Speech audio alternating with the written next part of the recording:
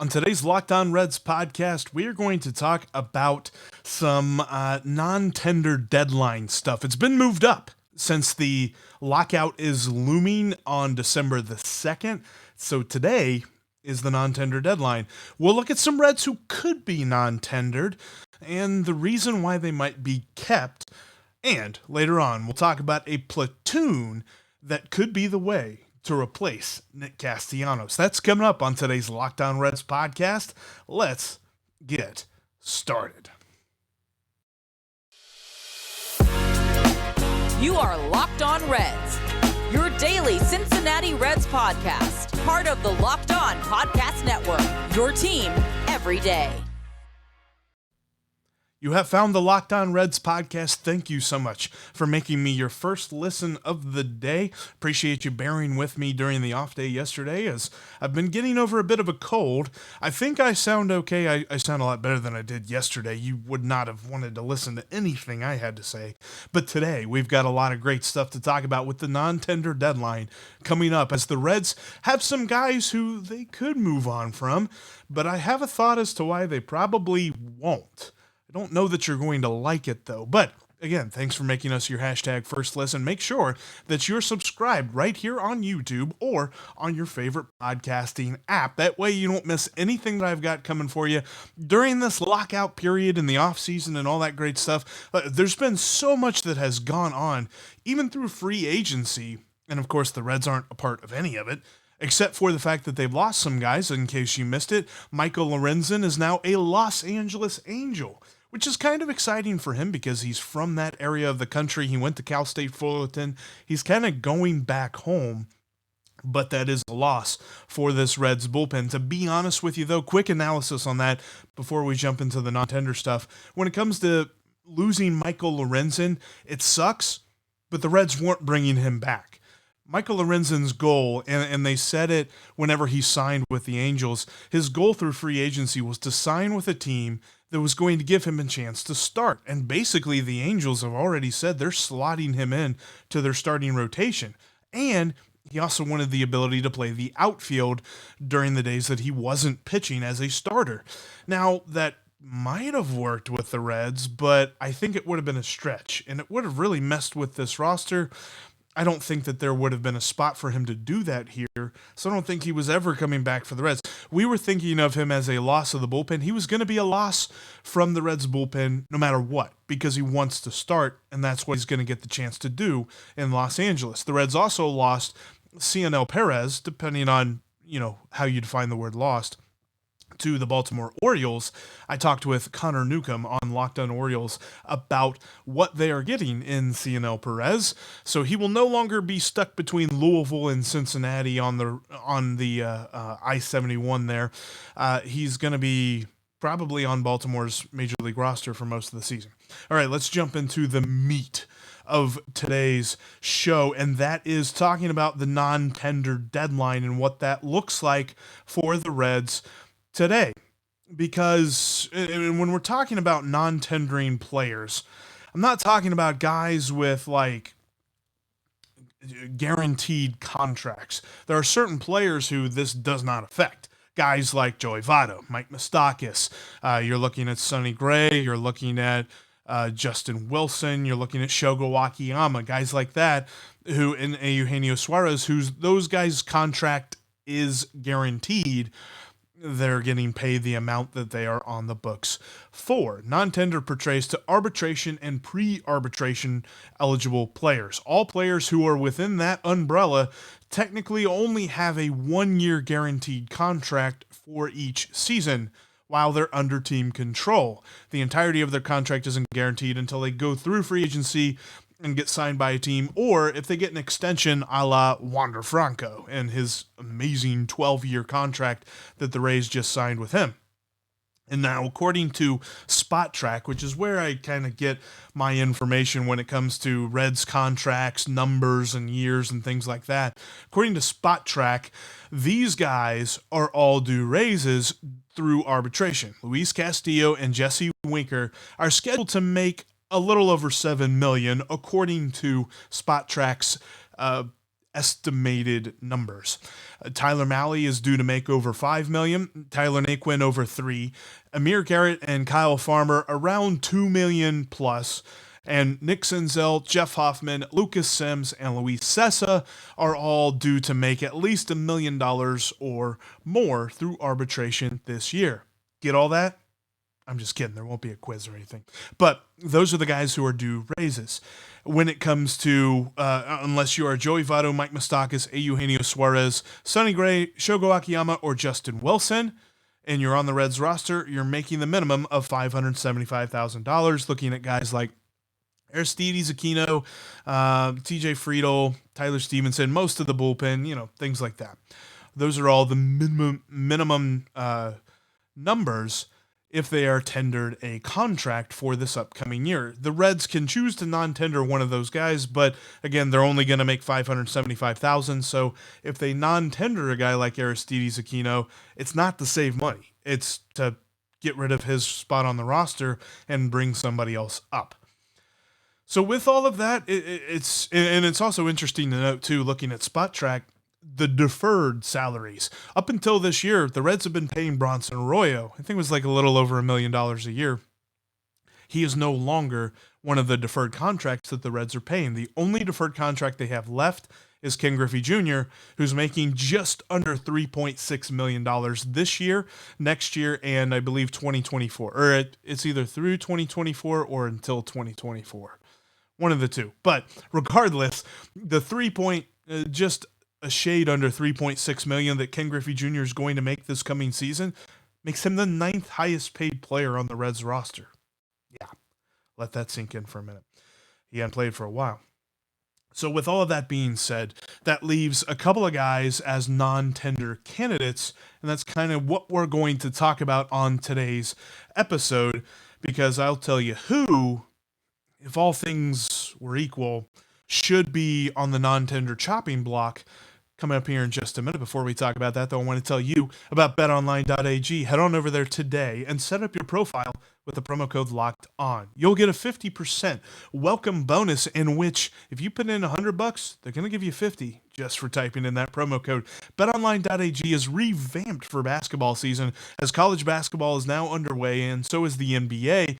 You can get in on all the great basketball betting options, as well as all the football betting options that they have. I mean, you'll see UC, they got the championship game this Saturday against Houston. You can bet on that game and more at betonline.ag. They've got NHL lines, they've got UFC lines, they've got boxing lines, and all of your favorite Vegas casino games. If you want to get off the bench and get in the action, just like me, at the only online sportsbook that I trust, that's betonline.ag. Go there today and set up your profile with the promo code Locked On to get a 50% welcome bonus. Betonline.ag is where the game starts. And also today, get your television together.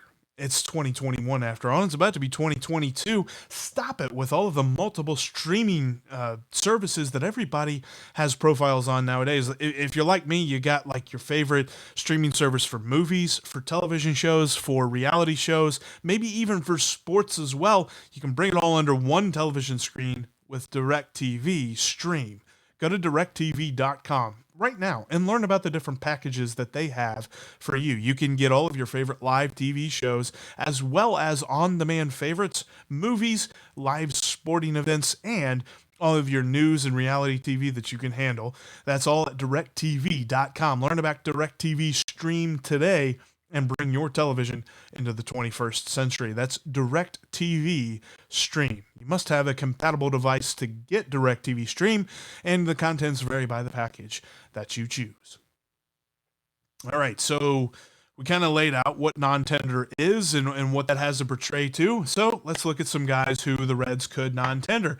These are players that I have mentioned in the recent past. By the way, thanks for making us your hashtag first listen of the day. Tyler Naquin, Kyle Farmer, Amir Garrett, Jeff Hoffman, Nick Senzel, and not necessarily for monetary purposes, but because I think we know who he is, Aristides Aquino. Those are all guys that I've mentioned in the past, and a lot of people are thinking that they can move on from Amir Garrett simply because he just didn't perform as well as they were hoping this past season, And they can move on from Jeff Hoffman for similar reasons. You know what you're going to get in both those players. They are solid relievers that have decent stuff, but they're super inconsistent. Here's the thing with that, though. Talking about how if the Reds were approaching this as a team in the contention window, I think this is how they would move. They would probably non-tender Amir Garrett. They would probably non-tender Jeff Hoffman. And I think they would also non-tender Tyler Naquin. However, this team has established a precedent that cuts will be made and additions have not necessarily been written off, though they've also not been teased. So it's very likely that the Reds hold on to all of these players, believing them to get better in the coming season. It's about the status quo when you look at who's still on the roster. I think that the Reds made it clear with the option players that they had in Tucker Barnhart and Wade Miley that they were going to do whatever they could to pay as little money as possible. They didn't even want to pay the money to buy out their options, which all total would have been like $1.5 million, $500,000 for Tucker Barnhart, $1 million for Wade Miley. So when you look at that, you say, how on earth are they going to turn that into a scenario where they then go add players? That's hard to say. And the fact that they would take some guys on this roster who, let's face it, Tyler Naquin of this group that I just mentioned, Tyler Naquin is going to be the most expensive. And what I say he was going to make, it was just a little over $3 million according to Spot Track. So I think that the Reds are going to look at that and say, yeah, we could afford to pay Tyler Naquin a little over $3 million and not go get anybody else. We could afford to pay Kyle Farmer over $2 million and have him be our starting shortstop as opening day happens and probably move Jose Barrero into the outfield. We could pay Amir Garrett to be our closer. We could pay Jeff Hoffman to be a swing starter, possibly spot starter / long reliever. Nick Senzel will get better and Aristides Aquino will figure it out. I don't think the Reds are going to non-tender anybody. And I know that that's not sexy. I know that that's not real grabby. Like, Jeff, boy, you're really coming hard with the takes today. I know. But the problem with this is the Reds have established that they are not going to be aggressive one way or the other.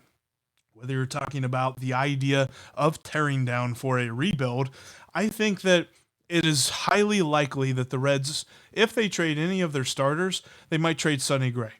I don't think they're trading Luis Castillo. They're not going to get the asking price that they want for him.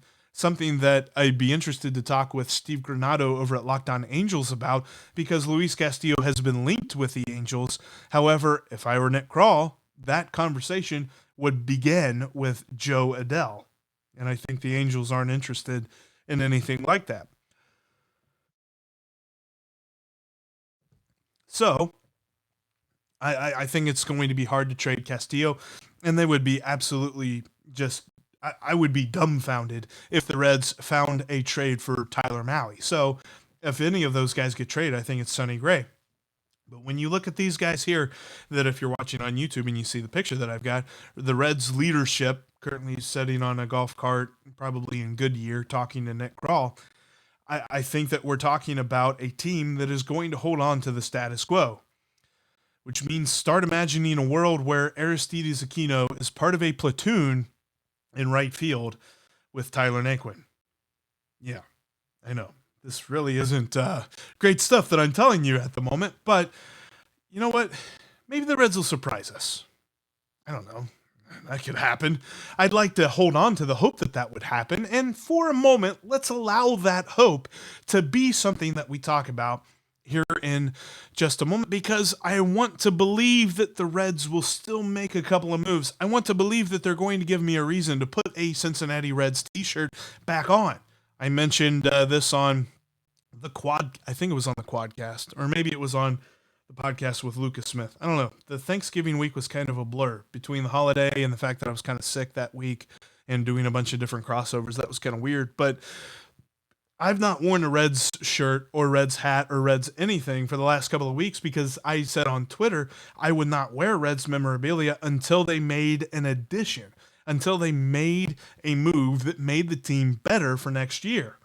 They haven't done that yet. They signed Christian Santana. Whatever. If he helps at all this season, I'll be surprised.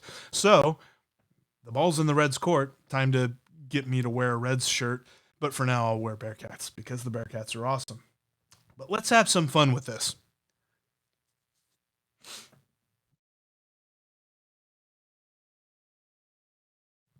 And let's imagine for a minute that the Reds do something, because this was brought up to me on Twitter, and I'll share the tweet now. If you're on YouTube, you can see this from @GetSchrocked. He said this: is a Naquin McCutcheon a possible platoon to replace Castellanos? That is, if Naquin isn't non-tendered. So let's start with that. I don't think he's going to be non-tendered. I think that based on what I have seen from Bobby Nightingale, from Mark Sheldon, from the different beat reporters who have a little bit more access than I do into the team, they are approaching this as if Naquin is kind of already written on the roster for opening day in pen. I don't think he's going anywhere. I think Tyler Naquin is a Red in 2022. So he's probably going to be handed the right field job, at least for right now, unless the Reds make a surprising move. So let's pretend for a moment that they do surprise us and they go get Andrew McCutcheon. I want to tell you why I think this is going to be interesting. They could make a fairly good platoon with Andrew McCutcheon and Tyler Naquin. For the YouTube people, you can now see, this is the graphic. These are the platoon splits for Andrew McCutcheon.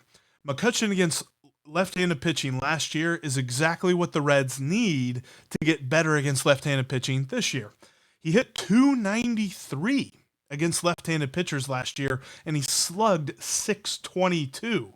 He hit 15 of his 27 home runs, and he did it in half of the at-bats he got against right-handed pitching. He only had 164 at-bats against left-handed pitchers, and he had 15 home runs and 32 RBIs. He got on base 40% of the time against left-handed pitching. That is something that the Reds could sorely use. I mean, that would be amazing for them to add, because Tyler Naquin is a talented dude in a couple of caveats. Talk about the months that begin with A, April and August, he was phenomenal. And when you look at the awesomeness that is Tyler Naquin, if you bring up his platoon splits against right-handed pitching in 350 at-bats, he slugged .514 and had a .283 batting average. That is phenomenal. And he got on base almost 34% of the time. You compare that to his numbers against left-handed pitching, which the Reds were like, yeah, we didn't need to see too much of that. They only gave him 61 at-bats against left-handed pitchers, and he still only hit a .97, and he slugged .262. Yikes. If Tyler Naquin is penciled onto this roster to be the right fielder, that means that the Reds need to get a right fielder that will hit against left-handed pitching, because Tyler Naquin isn't doing that. So let's just, for a moment, think of this. If the Reds are actually looking at Andrew McCutcheon, last year he made $20 million. That's not going to be anywhere near the ballpark that he gets this year, and I don't think that that's going to get the Reds out of the running for him either, because the Phillies bought out his 2022 option. I mean, imagine that, buying out an option and not just, putting it on waivers, whatever. They bought it out for $3 million. So I'm thinking maybe the Reds could probably get Andrew McCutcheon for around $7 to $8 million, $7 or $8 million. I think that's a possibility. Whether or not the Reds will actually pay that, whatever, we'll find that out. But I think that could be doable to get him to hit against left-handed pitching, and maybe work Tyler Naquin into the center field spot or something like that. I don't know. I would like to see the Reds go after Andrew McCutcheon, especially based on those platoon splits that I showed you. The problem is the Reds are probably going to do this status quo thing that I talked about in the last segment, where they don't non-tender anybody. They don't move on from some guys that I feel like they should probably move on from, and they hope a lot of guys get better. So that also includes the idea of using Aristides Aquino in a right field platoon. For a moment, let's talk about this. Now, firstly, and I have it highlighted for those who on YouTube, you can see this is Aristides Aquino against left-handed pitching. He had 81 at-bats this past season, and he hit a cool 198 against them. He did, however, have a .444 slugging, which is at least okay.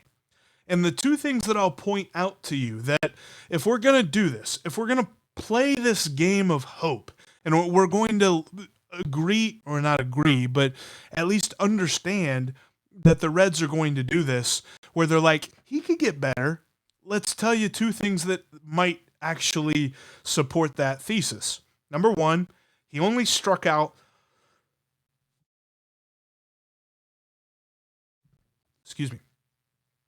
He only struck out 28 times in 81 at-bats against left-handed pitching compared to striking out 47 times in 93 at-bats against right-handers.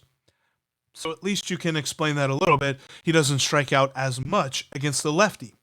And he had a BABIP of 204. Yeah, I know we hate talking about BABIP, but that's where we are. If we're looking at a status quo Cincinnati Reds team that looks at Tyler Naquin and says, how are we going to support you, and how are we going to supplement your weaknesses against left-handed pitching? And we're just going to keep Aristides Aquino? Well, he had a poor BABIP against lefties, and he didn't strike out as much against lefties. So maybe those two things support a resurgence, and the 198 batting average doesn't tell the whole story. I don't know. I really want the Reds to actually go out and do stuff, which brings me to this other point that kind of encapsulates everything. Question from Chris. Why does Bob hate us? Thanks, Chris. Appreciate the question. I don't think Bob hates Reds fans. I think Bob likes the idea of being the owner of the Cincinnati Reds, but he likes it more for the financial security. He likes it more, and really Phil Castellini likes it for the money that it brings in for them. The problem with that standpoint is they're approaching it from a QuickBooks perspective, from a bottom line perspective. And when you approach it that way, wins aren't the first thing you think about. It's the, whether the Reds are in the red or the black, which I don't think that they're in the red. I just think that the profits have been lower than normal because of the pandemic or whatever, and that's the reason that they're using for why they're not spending money on winning. They want to win so long as it fits within their budget. And because of that, they're going to look like they hate Reds fans. They don't. They just want us to pay to see their product that they paid less to make. And that's really what it boils down to. All right, with today being the non-tender deadline, some news should be coming out soon as to who's going, who's staying, what the Reds are doing with a lot of different players, and maybe the Reds might actually make a move today. We'll react to that and get you primed for the lockout that will see a freeze, which only makes me laugh because the other day I randomly was on HBO Max and saw that they had Batman and Robin on there, and I started watching that. Real quick aside, I love Batman. Batman's amazing. That is the single most cheesiest movie in the history of movies, period. They looked at every single scene and they're like, should we go cheesy with this? And then they're like, yeah, duh, we're going to go cheesy with this. Whoever wrote the lines for Arnold Schwarzenegger's Mr. Freeze, I want to know what that person's doing right now, because that was every pun in the book. I mean, any ice pun. There was literally a sentence that he said where he said the word nice, but he emphasized ice. I'm not even making that up. If you don't remember that movie, go back and watch it. You're going to be like, holy crap, this is the cheesiest movie ever. But yeah, we'll use a lot of Mr. Freeze puns during the lockout because that's just the way that I'm going to roll with this. But yeah, we'll get you all primed for that on tomorrow's Locked On Reds. Thank you so much for listening to today's Locked On Reds and making us your hashtag first listen of the day. Now go make your second listen Locked On Bets as your boy Q and Lee Sterling help you make some cash over at betonline.ag. That's Locked On Bets, just like Locked On Reds, free and available wherever you get your podcast. I'll talk to each and every one of you tomorrow because it might be the off season, but we're Locked On Reds every single day.